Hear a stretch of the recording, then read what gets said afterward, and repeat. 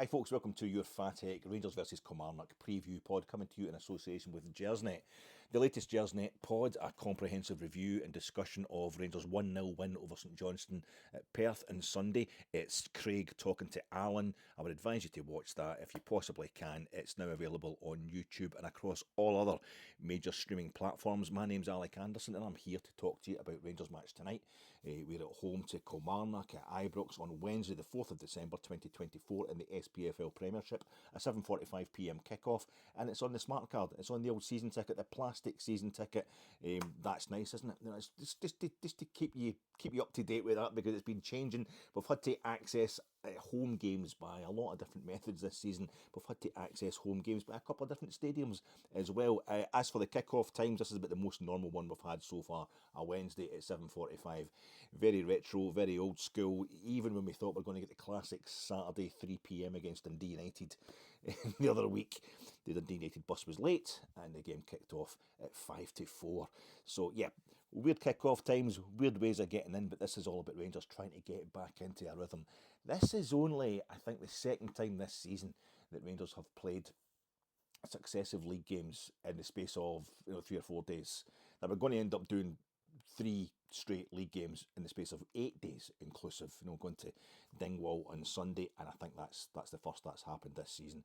We've had, I think we had St Mirren, when they ran us quite close, gave us a hard time. We beat them 2-1 at Ibrox on the Sunday, and then we went up to Pittodrie midweek, lost 2-1. So the last time we had this kind of closeness of league games, but a lot of League Cup games, a lot of European games in between, and a lot of international breaks, 3 international breaks already this season, in between all the league games we've been playing this season. It's been quite hard to get any kind of rhythm going, i.e. it's been quite hard for Rangers to get any run of consecutive winning, impressive performances going. We're hoping that's what's going to happen. It'll start happening tomorrow night. These opponents, starting with St Johnstone on Sunday, we've got Kilmarnock tonight, Ross County on Sunday, bottom half of the table, some of them struggling worse than others.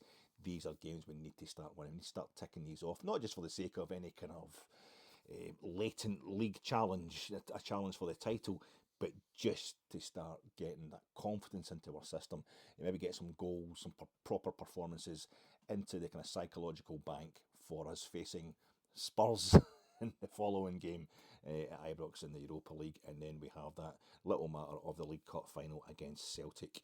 The manager's pre-match press conference today, he was trying hard to bat away the 2 main things that were coming at him from the press pack, the press corps at the presser today, was you need to score more goals and start winning games with a bit of flair. And are the Spurs and Celtic games following hard upon each other, the League Cup final following hard upon that home game with North London's greatest club, the make or break games? Is that a make or break thing for you? And he wasn't having either of those. He wasn't getting into it. He wasn't taking the bait, so to speak. But in fairness, the journos there, the hacks there, the fan media there, whatever, are just asking the questions that most fans are asking about Rangers right now. I suppose the first thing to talk about was the first thing the manager was asked to talk about, which is the injuries. Casemiro, Nana Casemiro, it's out for months. We're hearing it's 4 months or something like that. I think that was mentioned at some point round about Sunday's trip to St Johnstone. But the manager just said today it's months, and he was also talking about how I can't keep repeating this, every few days, because he's also citing later in that presser, he's citing the fact that Rangers now get 16 games in 8 weeks, and he seemed a bit tetchy, almost like he's getting the battle fever on, which would be absolutely fine by me, but he doesn't really want to keep talking about Casemiro's injury because it's bad news. It looked like a prospect, Casemiro. He's on loan. The general consensus is we'll be lucky to see him again Ibrox this season. Would you be buying him? Did we see enough? He looked like an impressive player, but we already know he's got injury problems. So I don't know if we'll ever see Casemiro again, but he is out of consideration. Tom Lawrence, he's working individually still to get one of our options at 10, because he's going to be back in the short term, the manager said. And Matondo and Cortez, they're closer, I think, than Tom Lawrence perhaps. It was difficult to understand what he's actually meaning at that point in time, but they're doing parts of the training with the team but I think still some recuperation stuff, rehabilitation stuff on their own. So they're going to be back fairly soon as well, but there's no kind of hard date on them. So we don't know. Casemiro might never see him again. Definitely not going to be playing any other part in things this calendar year, if this season. Tom Lawrence, Matondo and Cortez all still out. Dujon Sterling, he's a doubt. And again, the manager, not so much tetchy, but he was asked about his injury problems, and he was kind of saying it was a frustration that he didn't have Dujon Sterling available when he seemed to be taking over James Tavernier's slot as first choice at right back, playing really well over in Nice, after playing really well in Piraeus in the Europa League, and then doesn't make it. Comes off fairly early in the second, about half an hour, 35 minutes to go in Nice. Although by that point the game was 1-4 4-0 up at that point, perhaps understandable.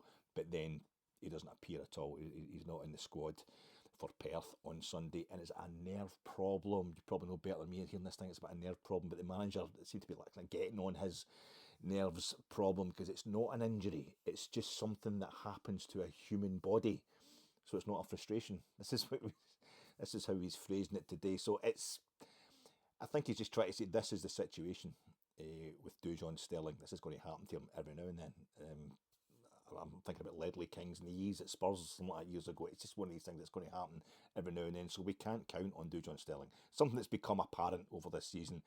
And the manager, he was making a big point, Philippe Clement today, of telling the press, telling the assembled hacks, that he's given you lots of information. He's given them lots of information about injuries just now. And he has explained the situation with Dujon Sterling before, which I always found, when people were saying, why is Sterling not in front of Tav?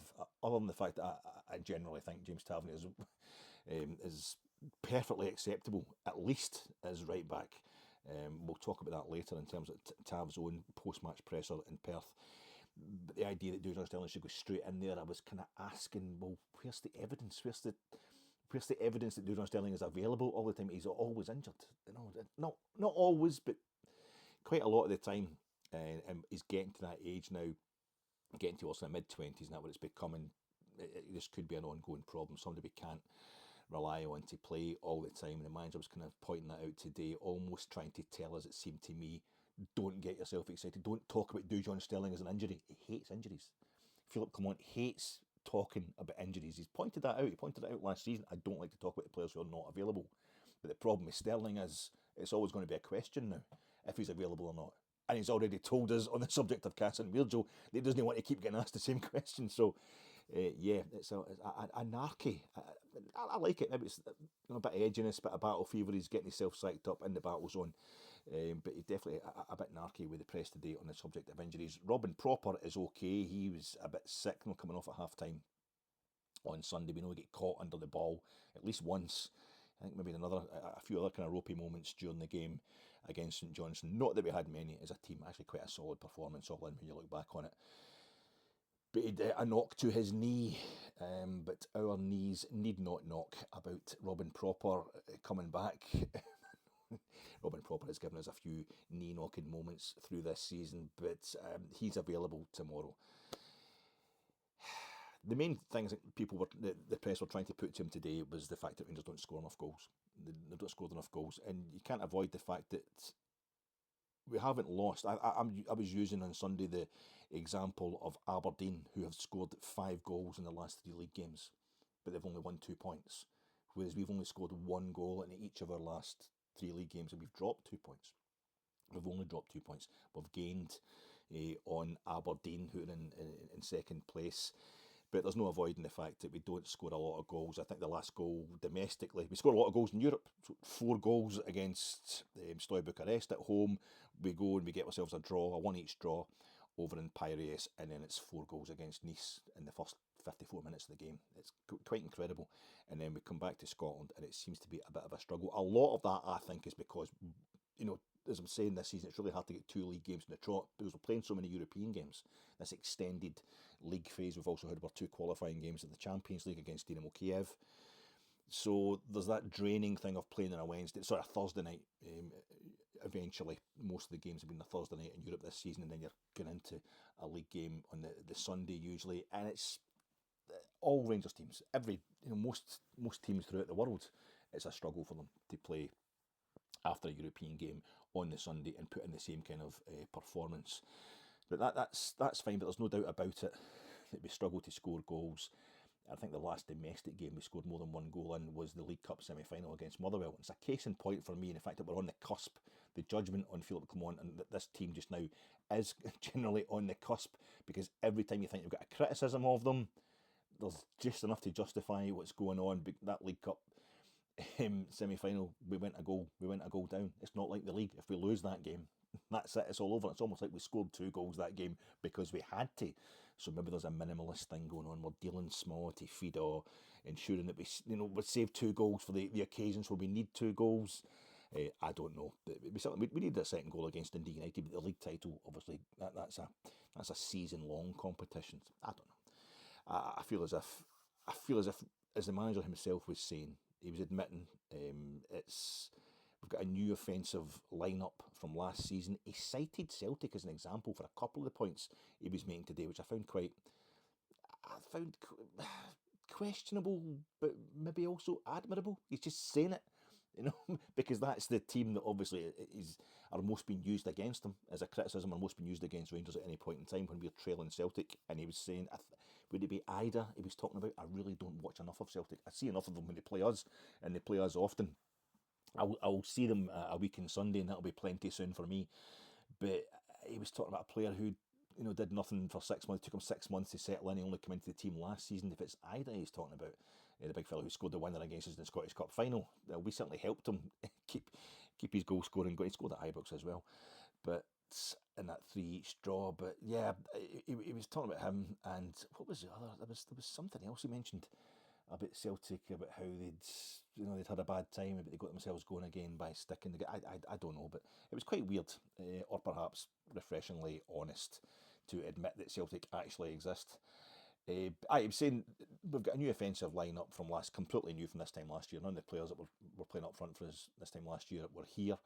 It's kind of automatisms are incoming, and Sima's 16 goals are totally outgoing. They're gone, and I did always think that was one of Abdallah Sima's contribution last season in football, in terms as well as actual goal scoring terms. He was just a massively influential player when he came into the team. By the time he left Rangers, he was invaluable, even coming on and scoring that goal that was eventually disallowed in the Scottish Cup final. That was our way to win the game that day. He was the only guy who could come on and make the actual difference. But to bring him on again when he was obviously still carrying an injury, but it was a gamble that nearly worked because he was such an influential player. So to lose him, we see what he's been doing for Brest in the early part of this season in the Champions League over in France. It's a massive loss, and the manager's quite right. The manager is quite right, as far as I'm concerned, to point these things out. He's talking about it's a kind of work in progress. He did not want to discuss January, the war chest he's going to get. He's been pushed on the fact that he'll be looking for transfer funds in January. Is that, does he need to get that kind of money? This is probably something that the media, the hacks, are trying to get their lines, they're trying to get their arrows, trying to get their ducks in a row before the AGM, so that if there's any talk about funds for the manager, they can say, well, he said he needs funds. He says he's going to need to buy more players in January. He refused to confirm anything like that, but I think he was reading between the lines. He didn't just swat the question away. He let it trail. He let his dismissing of that question trail on to say, yeah, well, we're going to need to keep refreshing things, or words to that effect. But he's basically not wanting to give away the headline, but he obviously wants money in January to spend on players.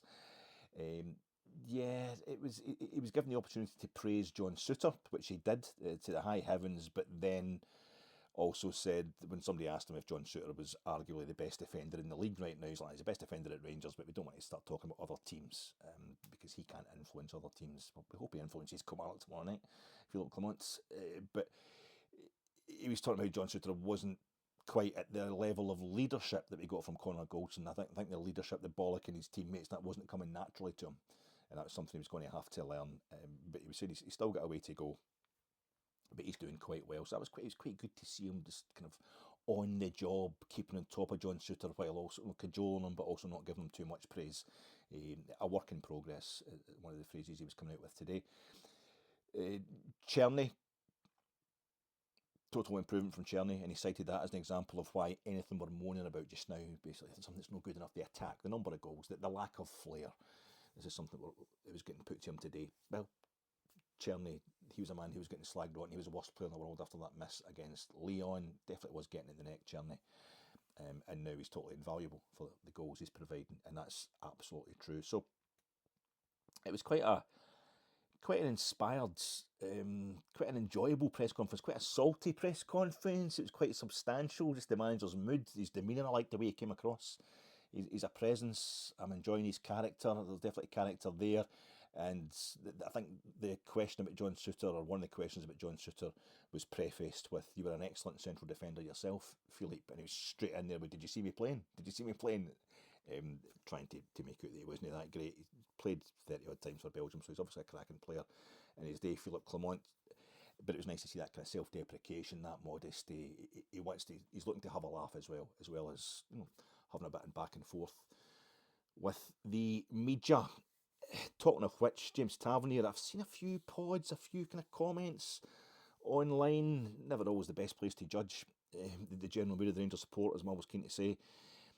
Having a go almost at James Tavernier for his kind of fighting talk in the post-match presser at Perth, when he stated basically that he thought the manager's insisting that James Tavernier has to be rotated. And I think we've seen this season that's probably necessary. I wanted to make sure Tav wasn't just a bit rusty from the wee injury, the wee kind of operation I think he'd had at the beginning of the season. Perhaps all the talk of him possibly going to Turkey to play. At one point it seemed like he was certain to go out the door during the summer. But that had messed with his chi as well, messed with his psychology. And I was wanting to see, maybe not judge him too harshly, it's going to take him a while at his age, his senior years, into the early 30s, to start to getting back into his flow, his full flow. What he's doing is more than adequate. But we've seen him flying compared to the way he has been this season. So I was waiting to see if it was just a matter of getting his fitness back. But I think particularly after the last international break, or a few of the international breaks, I think he's had an extra 2 weeks there, really. He's not going to be with England, which is England's loss as far as I'm concerned. So he's there at Ibrox, able to train, able to recuperate however much he needs, and he wasn't really getting much sharper. After that, it's still sharp enough. That's the problem. He's been judged by his own high standards, but he's also getting a lot of flack. And I think for him to come out and say that he thought he was, just as every bit as fit as he's ever felt, it was only a number. Him recently turning 33, that was only a number. It wasn't a big deal. Blah blah blah. That's got quite a bit of mockery, I think, from a few Rangers fans or Rangers podders. I think it's completely unfair. This is James Tavernier is a man who's been slaughtered for his kind of monotone, repetitive verbiage in post-match reactions when we've lost a game. We go again, all this kind of stuff. I'm really disappointed, and he gets slagged on for that. Captain disappointed, he gets called at times. It's pretty cruel stuff. And here he was just saying no. And I think when you listen to that press conference, it's on the Rangers TV YouTube page. The journalist asks him, obviously at 33, you're not going to play every week, and I think it's a question just about, are you going to handle rotation okay? Are you going to be able to give of your best? Are you going to improve, basically, by the fact that you're going to be rested now and then you're not going to play every game like you usually do? But I think it's the chap saying, obviously at 33, you're not going to play every week. I think that might get under Tav's skin. It's hard to tell because you're a very, very cool customer.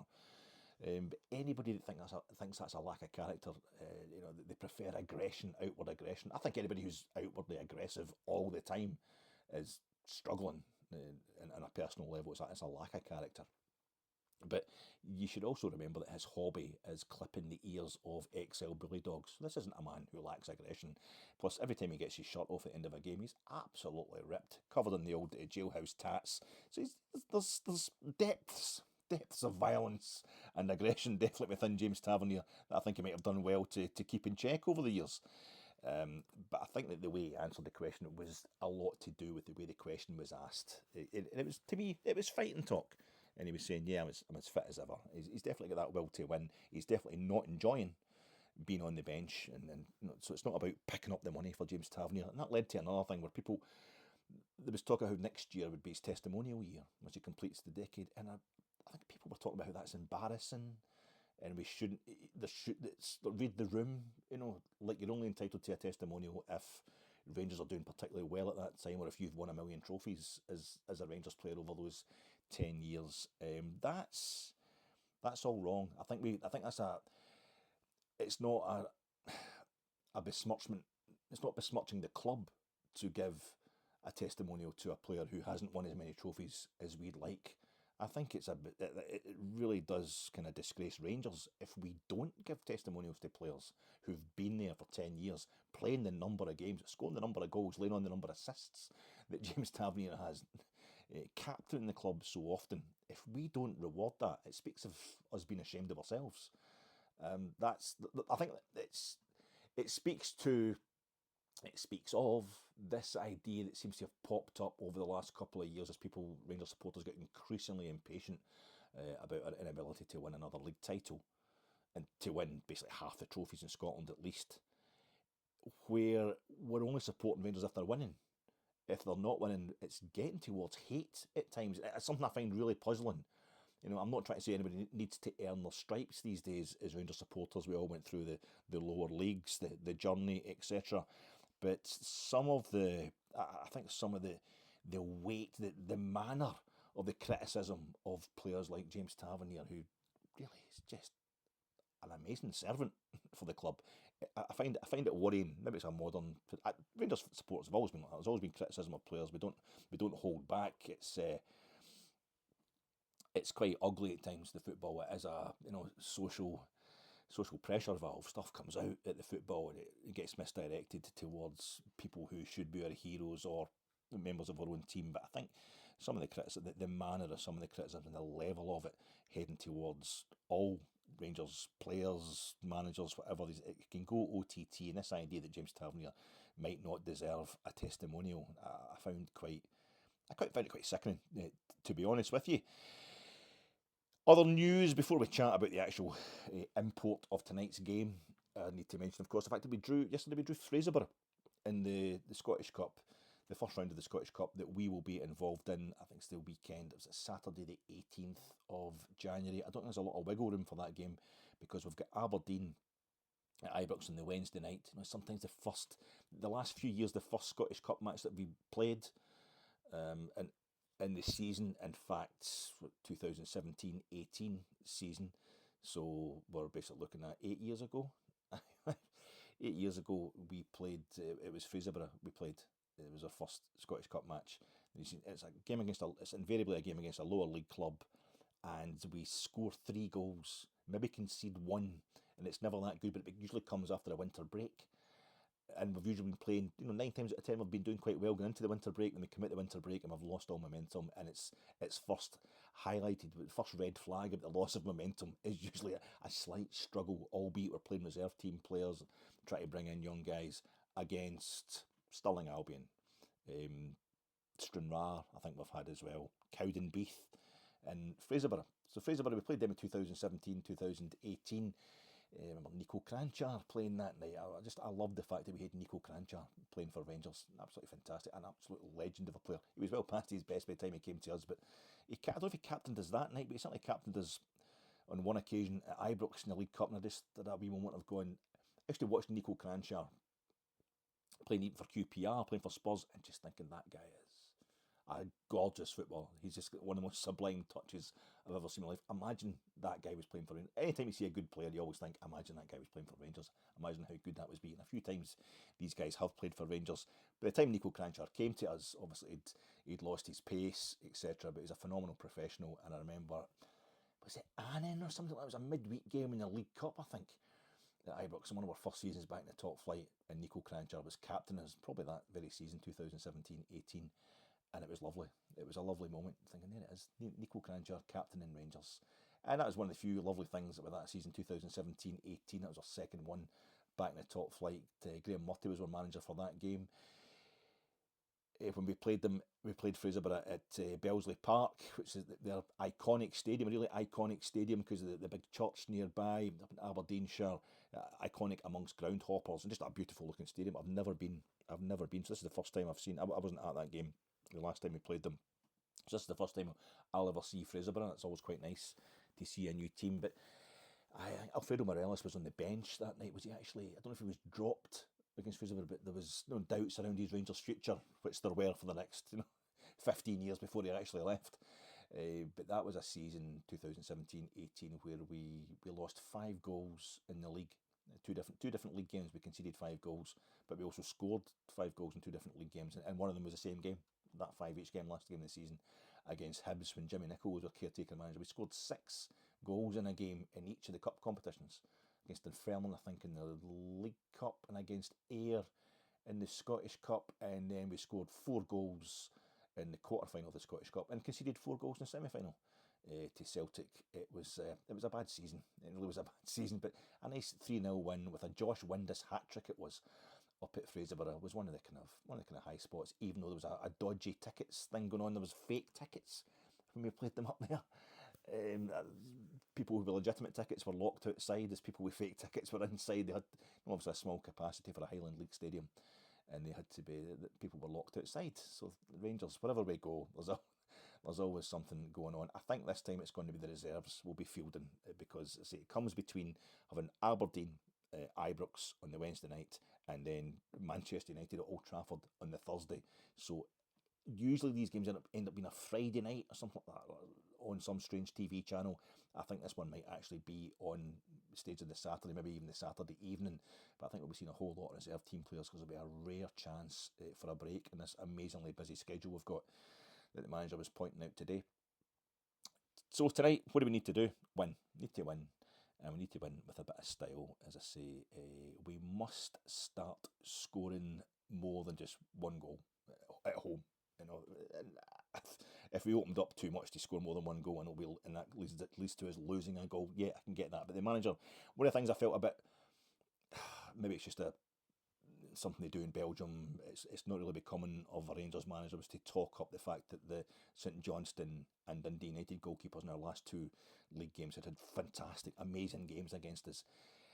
I don't know that the St Johnstone goalkeeper did on Saturday. A couple of decent saves on Sunday, and certainly last Saturday against Dundee United, their goalkeeper did have a couple of really good saves, but I've seen much better performances like that. And that's invariably what happens. I think goalkeepers start performing very well against you if you let them bed in. If it's that situation where we're camped outside their box and we're just having kind of tame shots, we're failing to really, basically hit the ball properly, basically get a decent shot on goal. The guy gets into his rhythm, he starts enjoying it. Goalkeepers like a bit of action. We always said that the great Rangers goalkeepers were the ones who had only one thing to do all game, but they did it really well, because it doesn't benefit goalkeepers to be having nothing to do. So they will get better when they've got lots to do. So I felt that was a bit of a strange one, a bit of a dodgy one in terms of PR from Philippe Clement today. But I get it. What he's trying to say is we only had 1 shot on target against us in our last 2 games. In one of them, it's cost us 2 points. So we can bemoan our luck, but it's not luck. It's just we are punished to the maximum when we don't, when we make the minimum mistake, and that's just life at Rangers. And you need to be able to do something about that. And against Kilmarnock, you probably get a fairly difficult opponent, so to come back into the top flight under Derek McInnes. We've beaten them every time we've played them at Ibrox, but they've beaten us in each of the last 2 seasons. Well, this season and last season. They've already beaten us this season 1-0 at Rugby Park. They beat us 1-0 at Rugby Park the very first day of last season under Michael Beale. The first season they come back into the top flight under McInnes. We beat them all 3 league games. They didn't finish top of the table. They didn't finish the top half of the table. But last season they finished 4th and they ended up in Europe. And I think that's why their position just now, they are 10th in the 12-team SPFL Premiership. I maintain it's a false position, because they've had to contend with Europe. They've kind of been victims of their own success. We know how Europe can drain you domestically. And Killie have, was it Cerny Bruges put them out of, I think it was the Europa League qualifying rounds. And then they ended up dropping it in the Conference League, and they just beat Hearts last season in the Conference League group stages, Cerny Bruges. And they beat Killie, then dropped into the Conference League qualifiers, where they beat Tromsø of Norway, and then they lost to Copenhagen, FC Copenhagen, who I think are Hearts' next opponents in the Conference League group stages. So it's quite a connection between them and the Jambos this season. The two of them really off the boil compared to last season. The third place and fourth place team last season respectively. Hearts rock bottom of the league on 10 points. And it's Hibs on 12. And then we have Kilmarnock in 10th on 13 points. And they are one less goal scored between them and St Johnstone. Them and St Johnstone both on 13 points, both on the same goal difference. And St Johnstone have scored one more goal than Kilmarnock. So a win for Kilmarnock tomorrow could basically put them at mid-table. It could put them into the very top of the bottom half of the table, depending how Dundee got on. But McInnes never won at Ibrox with Kilmarnock. This is the man who, the last time he drew Fraserburgh, last time he played Fraserburgh in the Scottish Cup, just a month earlier. This time 7 years ago, he just knocked us back for the management job at Ibrox to stay with Aberdeen. He won obviously at Ibrox more than once with Aberdeen as manager, but he hasn't managed it yet at Ibrox, and I would be very, very wary of him. Philippe Clement today saying we know that Kilmarnock's man marking is going to be quite stringent. We need to win the duels all over the pitch. They're quite physical. Kilmarnock, we beat them 4-1 and 3-1 at Ibrox last season.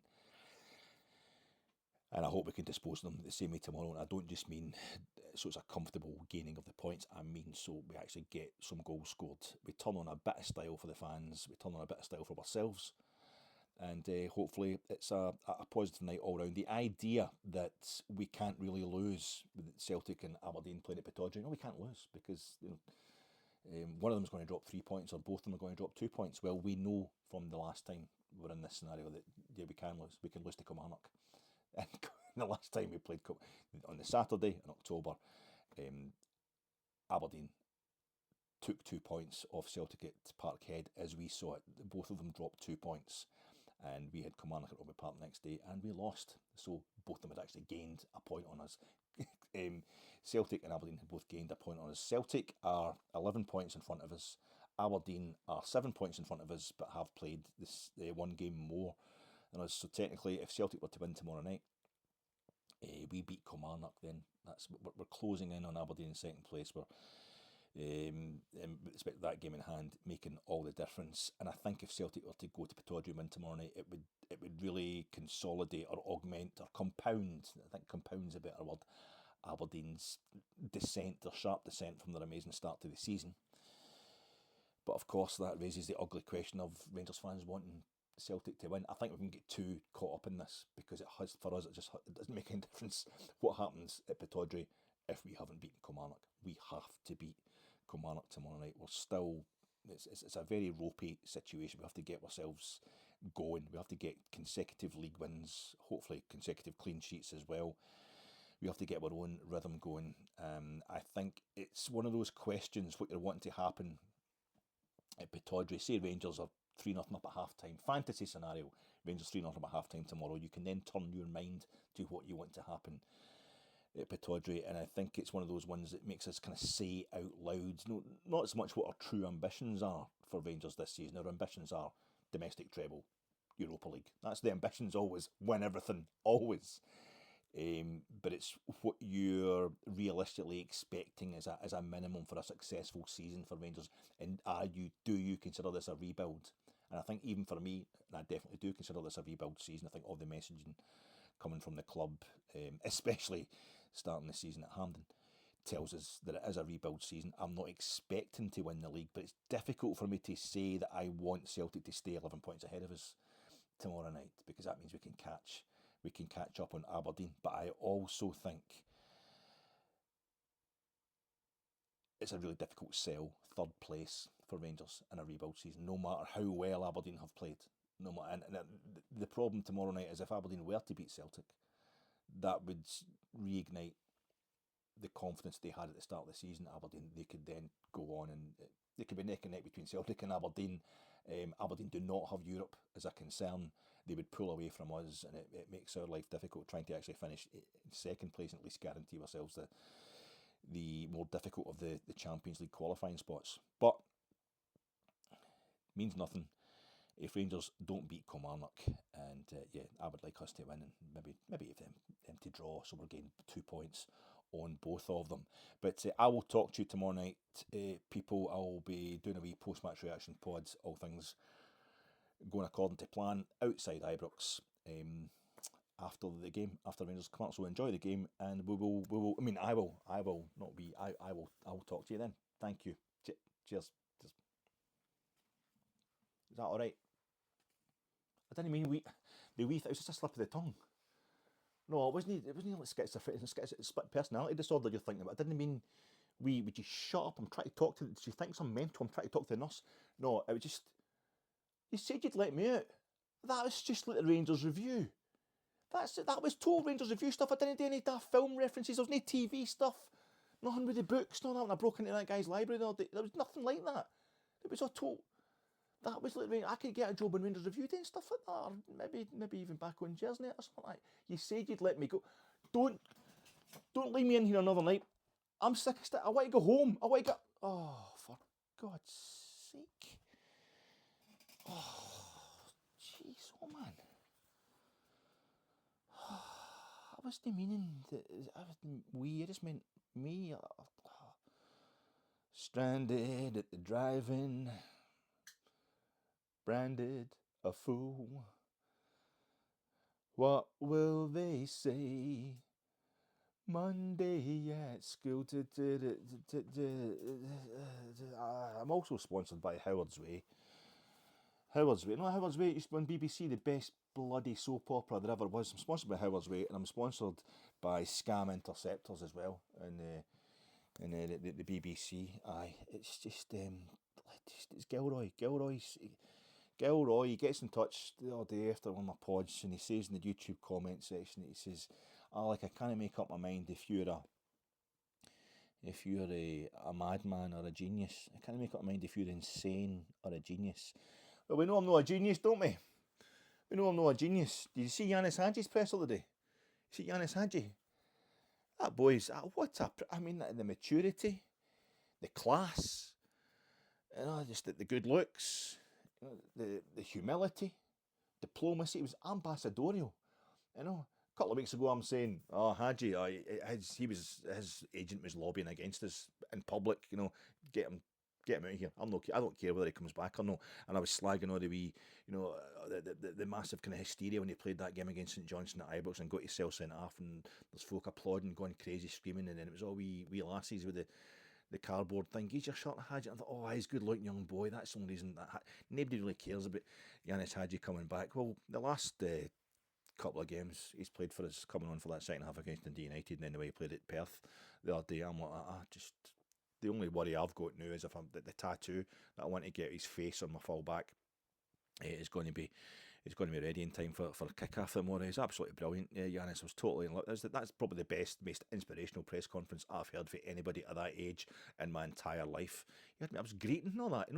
The thanking the B team, the staff at the B team, and the way he was totally refusing to get dragged into the old slagging the club or what was going on in negotiations, and he's using his respect for Philippe Clement and his respect for Rangers, his respect for football. He just loves football. His respect for all these things. That was the reason he wasn't going to be able to tell you sorry. Really respectfully, totally ambassadorial. How what the negotiations were, what the wranglings were, and they're saying, were you considering going anywhere else? And he didn't want to say aye, obviously, but he's like, well, if you think you're not going to be around at the club, you've got to look at your options, kind of thing. But again, still refusing to actually, get actually involved. Anybody who says actually this much, Gilroy, isn't a genius, isn't a genius at all. So I thought Hadji was just surplus to requirements. Wasn't committed as far as I was concerned. He was like Todd Cantwell. He could just go, if you're not committed. And the boy is absolutely. Well, I was watching Scam Interceptors today. It was back at 2. And when you find yourself in the house having your lunch, a late lunch, and you're in the house, you don't really care what you're watching. It's a bonus, isn't it? It's like when you used to be off school when you were a kid, when you get the flu and you got to stay home, and you just anything that was on the television in these days was totally interesting at that time of day, because it was just on that you weren't at school, and this is what it's like today. I'm at school and I'm watching Scam Interceptors, a programme I wouldn't watch at night. It's quite exploitative, but it's also it's good. There's a lot of good work as well on BBC. But watch it if you don't believe me. 2 p.m. It was on 2 p.m. On Tuesday. It was Tuesday the 3rd of December. It'll be on BBC iPlayer, so look it up. But there's a woman on that gets scammed by Donny Osmond. Donny Osmond. There's a woman, I think she's in Manchester or something like that. Poor woman. She gets in touch with them and she's like, Donny Osmond, I'm a massive Donny Osmond fan. And straight away I'm like, well, doesn't have long hair, he's no our lover, and he doesn't come from Liverpool. I thought she sussed him, but no, it was a different thing. She sussed out the fact that he'd got in touch where she's on a sort of fan sites for Donny Osmond, and then somebody got in touch saying, well, Donny Osmond can actually, there's a few years we've selected because you're such good fans, we're going to let you talk to him. He's going to send you a special personalised message. And then he sent her a message saying he needed £10,000 because he was trapped in a cult. It's unreal. The woman's like, what? You know, it's a total hero, but they're after tapping you for money. And it's quite a lot of money. So they showed you the video that he sent, and you're like, that's Donny Osmond. Donny Osmond's asking that woman for what the hell's going on there? But it was AI. It was an AI thing, and it was somebody else, but they'd superimposed Donny Osmond's face. They had an expert on saying, "Oh, that's, you can tell that's AI because his ears a bit, you know." Thing. The thing they did with the princess, you know, oh, that's definitely, she's done a bit of work in the photographs. So it was terrible. And I'm thinking, nah, it's that family, isn't it? It's the Osmonds. It's that family. They're always into the scamming because Marie Osmond, they're roses. They're no roses. They're made of paper. Paper roses. You know, AI. You know. Ayrshire intonation, is it me? Am I a fake? Am I a fake? Am I a scammer? Is every time Rangers play Kilmarnock, it's a scam interceptor? My dad supports Kilmarnock.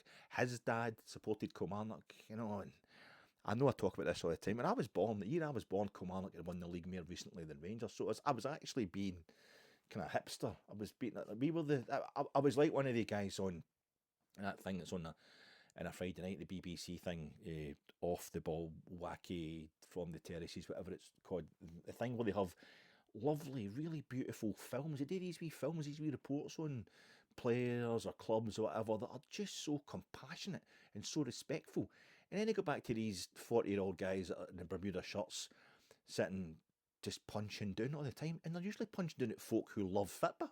I don't get what that's all about. And I'm nearly as big a fake as them because I was just supporting Rangers because Rangers were crap when I was growing up, and I thought, oh, that's trendy, but then I get lumped with it for life. And now every time we play Kilmarnock, I think to myself, oh God, that's where I come from. That's my home. Ayrshire was my home, but I stay in Glasgow now, and I don't really get. I mean, Fraserburgh, the whole thing with Fraserburgh, it's the most exotic fixture this season. You know, I've seen Manchester United at Ibrox a couple of times in Europe. Seen them at Ibrox in a pre-season friendly tournament. Seen Man U 3 times.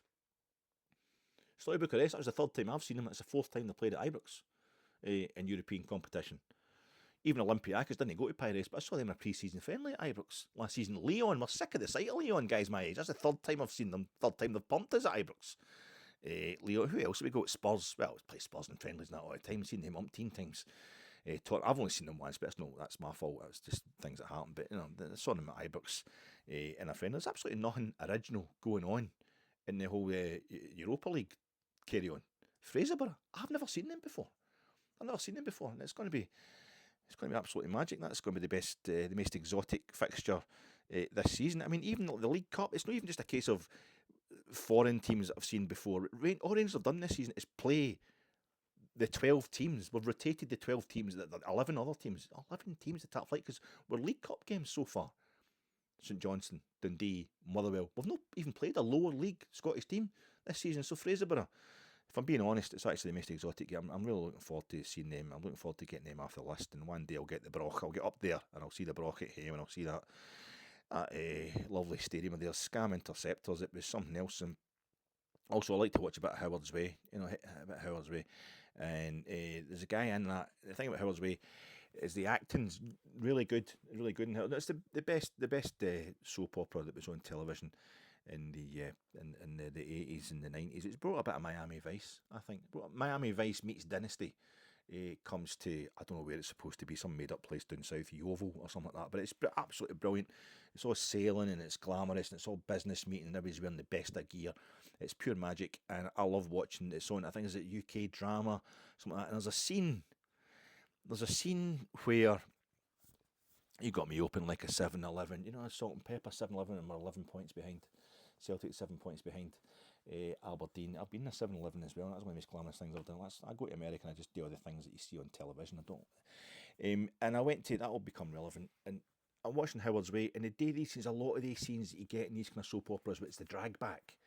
you know, somebody's walking away, and it's usually a woman just walking away from a man who's being ridiculous, you know, and he's pure in love with her, or he's a bit rapey, or one of the same thing, or whatever, and he grabs her by the arm and he spins her back, you know, like, don't you walk away from me, grab, spin, and she turns around and goes, don't get your hands off me, or whatever, and they either then, she reports him to the police, and it gets really dark, or they have a snog, you know, because she's just fighting, which bad messages, no wonder you get Andrew Tate and all that running rabid these days.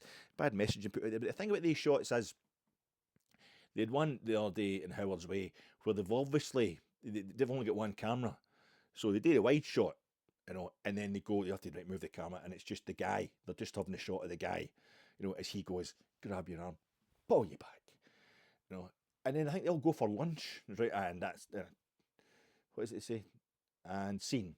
And then they go for lunch, and they sit there and have their, and then maybe the rain comes on. Oh, we'll just take us for the day. And then they'll start again the next day for the bit where the camera is on the woman as she goes, did you touch me? Get your hands off me.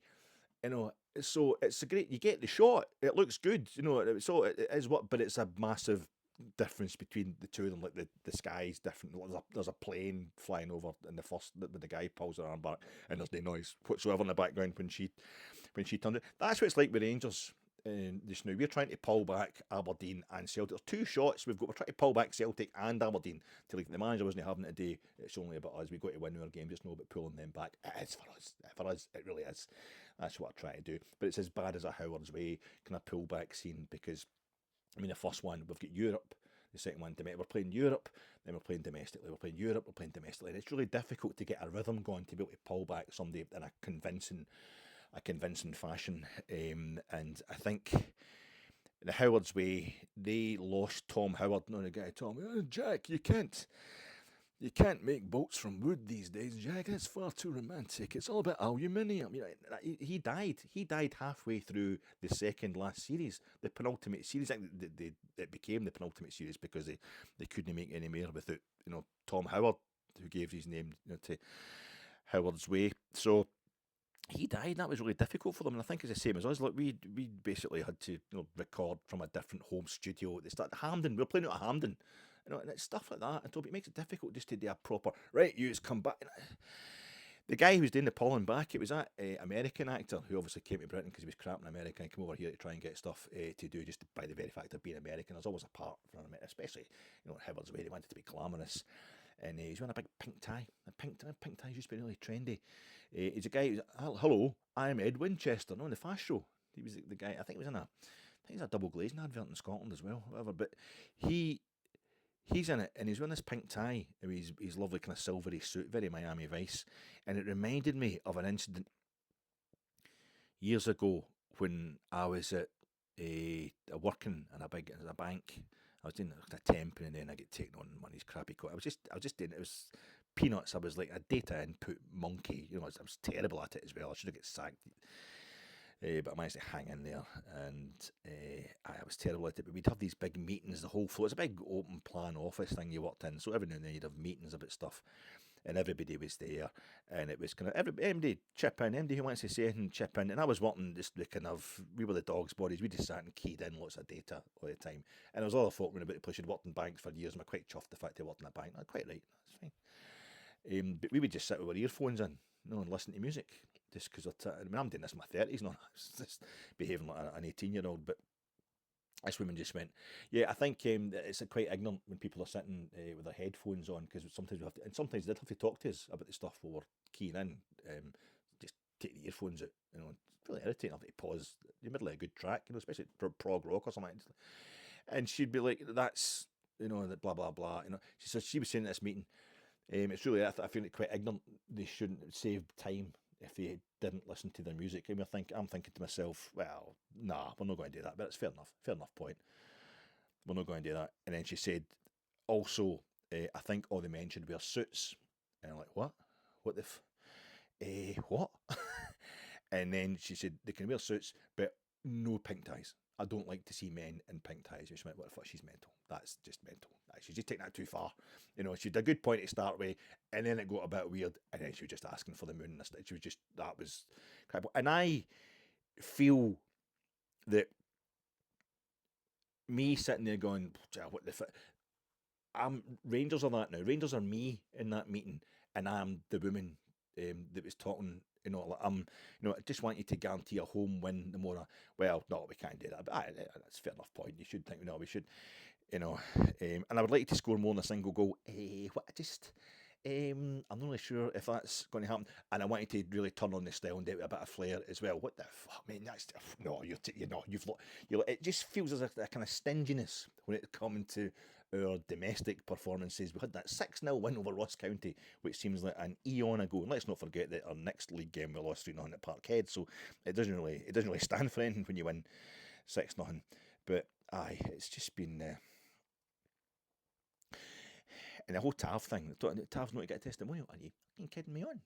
Tav's not to get a testimonial. Are we star fuckers? Or do we actually appreciate folk who do a shift? I'm not going to do the whole John Gregg thing again, because John Gregg ruins it by having, captain Rangers in 2 European finals, and he won one of them. So that obviously Tav's only captain is in 1 European final and he lost it, but there's a point in John Gregg's career where he'd, been at Rangers and had won 1 league title, won 1 league cup. He won the treble in '64 as part of that team, I suppose. But it wasn't a great amount on for a long time with John Gregg. And he's the greatest ever Ranger. He ends up, chucking in a few more trebles and then a European trophy. And okay, right, maybe it doesn't add up to the same thing. But for me, there's only been 5 Rangers European final teams, and John Gregg captained 2 of them. So there's only been 4 Rangers players that have captained us in a European final, and James Tavernier is one. If he can't get a fucking testimonial, if he stayed with us for 10 years in the modern era, and I don't know who should. I'm sorry, I'm just this pink ties, and I was trying to prove that I can do it without the book stuff and the film stuff and the film, right? Heat, it's always heat, might as well. What's the most appropriate scene for the Mora when we've got to pound? Come on, it's just that things are a bit. I don't mind us winning. I wouldn't mind if we won by 1 goal tomorrow night. If we could just, the main thing is to get to 3 points, and we're gaining on something or somebody further ahead of us in the league. Christ, we've got to make sure we get ahead of Dundee United. We've got a game in hand. This is our game in hand on Dundee United. We're 3 points in front of them. And it's like, we've got Manchester United coming up. Spurs, Liverpool are top of the league down in England. They're top of the European Cup League as well. And we've got, above us, Aberdeen and Celtic, and below us, just directly behind us, Dundee United. It's the 80s. It's the early 80s. I'm getting really confused. I'm watching Howard's Way, and it's just a big scam interception. Can you just handle it? That's what Lily, played by Kim Staunton, says to Donald Breeden, played by Dennis Haysbert in Heat. The scene in Heat is one of the most emotional. It's a beautiful scene. A lot of beautiful scenes in a row in that one, she's his parole officer, but they're also living together, and he's had to go to this job where the guy exploits parolees, takes half their pay really, and he says, if you don't go along with this, I'll report you back to your parole officer or the parole board as being drunk or stealing stuff, and you'll end up back in the jail. So it's a game they're just going to play over there, and the big guy's like, Dennis Haysbert, he's a big fella. He's playing this. It's really brilliant in the part. So he's had his first day in the job. Horrible job. The guy who plays his boss in the diner, the horrible weekend. It took me years to realise Bud Cort. He's Harold in Harold and Maude. The famous iconic Harold and Maude film. It's one for the Belle and Sebastian fans. It was I did love it when I was a kid. Harold and Maude. But that's the same guy. There's only 2 things I've seen him in. It took me years to realise that. Years of watching Heat. That was Bud Cort. But he's in the diner, and Lily comes in to get him, and he's got himself half pissed. Big Dennis, because he's just raging at the situation he's found himself in with this guy. She's done time for half the stuff that guy gets away with, and she's like that. Can you just handle it till we get you something new? Ain't a hard time been invented I cannot handle. And you know, I've said this before. I know I've used this one before but I think that's what it is for us just now. Ain't a hard time been invented that we cannot handle. So if we don't win the league this season, I can't see I'm, going to enjoy it by any manner of means. But it's just about getting something done. It's just maybe making sure we get in front of Aberdeen. But we've been in the lower leagues. Just feels like yesterday we've been beat by teams for Luxembourg in the first round, the very first round you can possibly get into in European competition, and we come back and ended up getting to a final. So, and she says, he says, what are you hanging with me for, Lily? Because I'm proud of you. And I'm proud of Rangers. I'm proud of the way we've come back, and I'm proud of us as Rangers supporters. And she's like, what the hell you proud of me for? And she just goes, come on home. Come on home. Basically, come on home and I'll show you. And that's the way I feel. Just come on home, Rangers. Come on home the morning nights. Been away to Nice and it was brilliant. We've been away to Perth and it was okay. I thought it was quite solid. It wasn't spectacular. But the last time we were at home, there was a lot of anxiety and disappointment, much gnashing of teeth. And I think we can do it. Tomorrow it'd be nice to get us back to Ibrox and get a bit of rhythm going again. Get ourselves, maybe win 2-0 tomorrow. Ideally win 3-0 up at Ross County. Just get this team rotating. It's deliberate, me not picking a team, me not saying what I think my team's going to be tomorrow. We know who's not going to be playing from the injury list. But I'm actually quite happy with the manager's selections just now. There'll probably be somebody kind of off the wall. It's be interesting to see if he's going to rotate. He was talking about Cerny having played so many games, and he's correct. Maybe Ross McCausland's going to come in, something like that. But I would be happy with as close as possible to the team who started the game on Sunday. I'm quite happy with Tav playing it right back. Maybe Balogun in instead of Proper would make me feel a bit better. But Yanis Hadji has given us new options and has given me renewed faith in this team that we can get stuff done. It will be difficult, but a 2-goal win would be ideal, but a win is the main thing. It was nice to win on Sunday. It was Nice to win in Nice on the Thursday before that, and it'll be nice to win 2 in the bounce in the league, 2 in a row. It was nice to win 2 in a row, Europe and then domestic. It'll be even better to win 3 in a row altogether, but after that, dropping a points against Dundee United, but to get 2 straight league wins, that was really nice. And if we gain something, Aberdeen or Celtic, who would have to win tomorrow, then that's nice as well. But even though we're at home on Wednesday, even though Ayrshire was my home, I'm not out of jail yet. Rangers aren't out of jail yet either. See tomorrow night, folks. I'll see you tonight.